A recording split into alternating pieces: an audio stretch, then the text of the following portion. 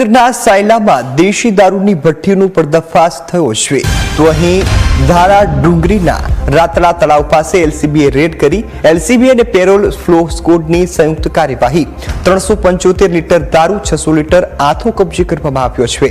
કુલ 91,000નો મુદ્દામાલ પોલીસના કબજામાં છે। મુખ્ય આરોપી રણજીત ઉર્ફે જીતો કોળી ફરાર થયો છે। સાયલા પોલીસ સ્ટેશનમાં પ્રોહિબિશનનો ગુનો નોંધવામાં આવ્યો છે અને વધુ તપાસ હાથ ધરવામાં આવી।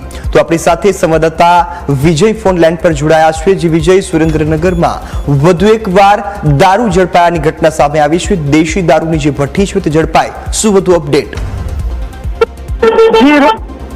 વાત કરવામાં આવે તો સુરેન્દ્રનગર એલસીબી ટીમ દ્વારા જ્યારે ભાવનગરમાં લઠ્ઠાકાંડ થયો ત્યારબાદ સુરેન્દ્રનગર પોલીસ અફાડી જાગી અને અલગ અલગ વિસ્તારોમાં એલસીબીની ટીમ દ્વારા દારૂ અંગેની રેડ કરવામાં આવી રહી છે। ત્યારે સાયલા તાલુકાના ધારી ડુંગરી ગામની સીમમાં આવેલ રાતડા તળાવ પાસે એલસીબી દ્વારા એક દેશી દારૂની ભઠ્ઠી ઝડપી પાડવામાં આવી છે, જેમાં 375 લીટર દેશી દારૂનો જથ્થો અને મુદ્દામાલ જપ્ત કરવામાં આવ્યો છે અને 600 લીટર જેટલો આથો જપ્ત કરી કુલ ₹91,000 સહિતનો મુદ્દામાલ જપ્ત કરી અને સાયલા પોલીસ મથકે કાયદેસરની કાર્યવાહી હાથ ધરવામાં આવી છે।